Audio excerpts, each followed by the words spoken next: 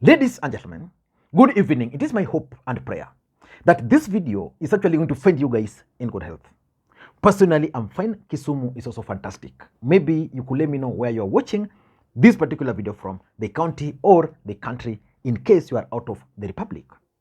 Fred Matiangi, the former powerful cabinet secretary for Interior, today honored the summons and appeared before the DCI at their headquarters along Kiambu Road.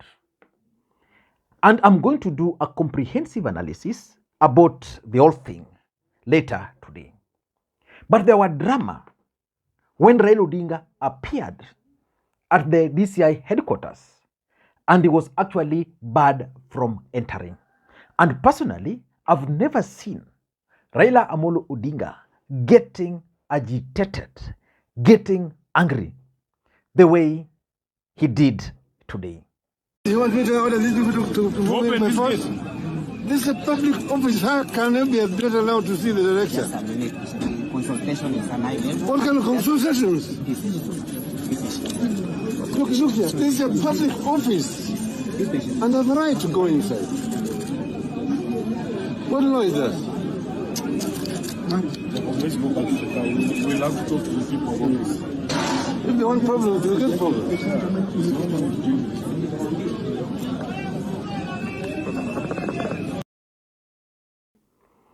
And I noted something.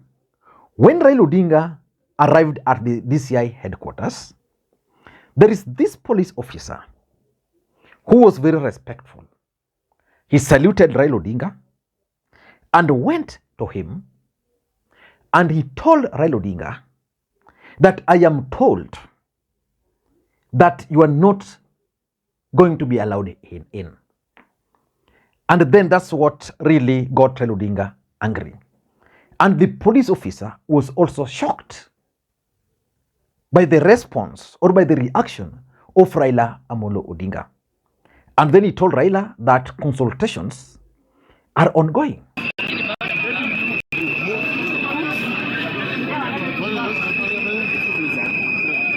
The last instruction, I told you I'm not allowed. None of you are allowed. This is a public office. You want me to order these people to move my force? This is a public office. How can I be allowed to see the director? What kind of consultations? Look here. This is a public office. And I have the right to go inside. What law is that?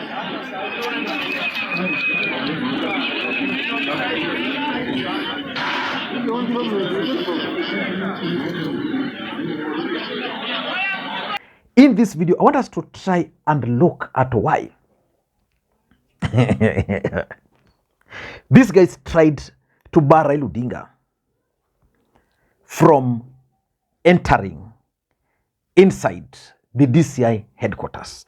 Because Raila Odinga is not your ordinary person. Raila Odinga is a former Prime Minister of the Republic of Kenya. That's number one. Number two, Raila Odinga has supporters across the country.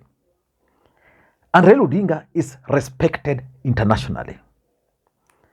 So the decision to lock Raila Odinga out, in my view, was intended to achieve certain political objectives. Because, for example, assuming Raila Odinga just came, because first of all, Raila Odinga went to Parliament, where he was supposed to get some, I think, some dividends from Parliament Circle, which he was given. Then he met with Azimio MPs. Then Raila Odinga just came to the DCI headquarters. Of course, assuming that these guys just allowed him in, let's say with the 2 or 3 people he came with, do you think issues would have come up? Because the truth is, this is a public office. And the other truth is that, again, allowing Raila in there probably would have influenced a few things which they didn't want. But for me, I tend to think that the idea was to achieve these 4 objectives. Number one,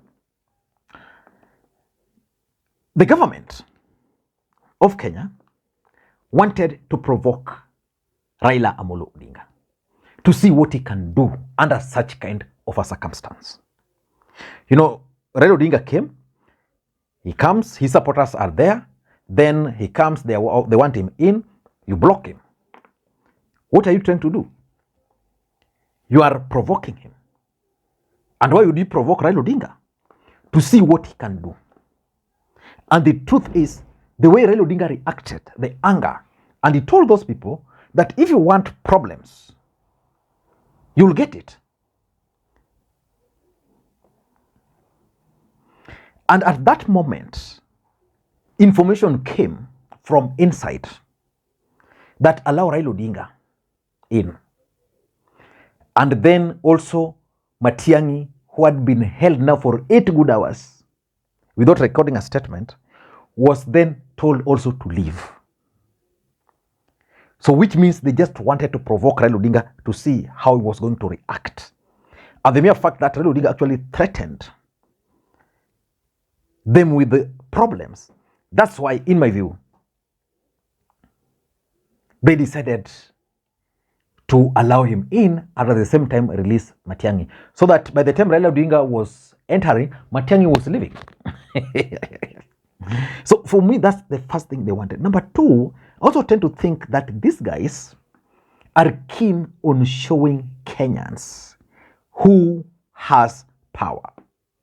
You see, I know most of you guys on this platform, most of you are Azimio supporters. And I know most of you are not happy with whatever is happening to Matiangi.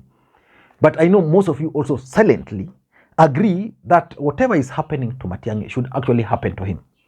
Because he had the power, he had the time, Matiangi had the ability to actually stop Ruto from becoming the president. And he played with it. But the fact is, these guys are now trying to show who has power by revenging on Matiangi and also by attempting to block Raila Odinga from entering.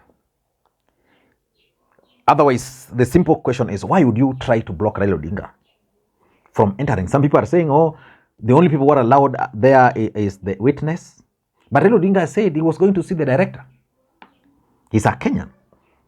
So why should you close the DCI headquarters because you are grilling Matiangi when every single day Kenyans are being grilled there and that gate is always open? And to understand that these guys were trying to exercise powers, there is this photo, which for me was unnecessary.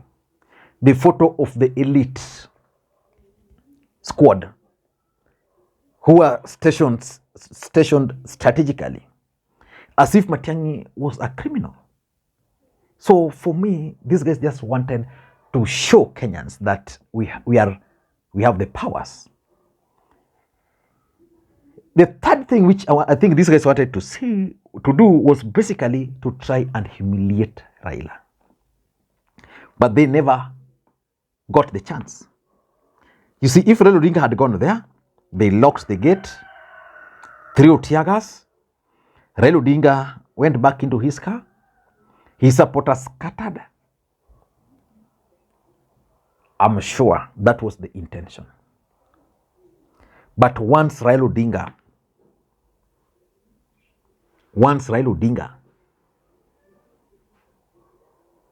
got angry, these guys received a call from above.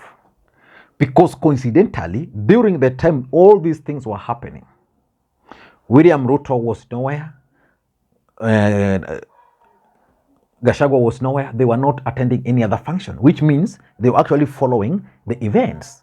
So that's the moment they picked their phone call and placed to these guys to let them go. So now they've proved that indeed they have the powers. And the other thing which I think these guys wanted to do was that they wanted to use this issue of Raila to waste time. You know, Matiangi had stayed there for close to 8 hours.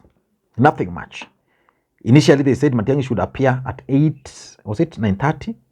Matiangi and this team arrived earlier with their lawyers. Matiangi exercised his right to remain silent. He never gave any statement. But In my view, these guys wanted to waste time so that they could detain Matiangi.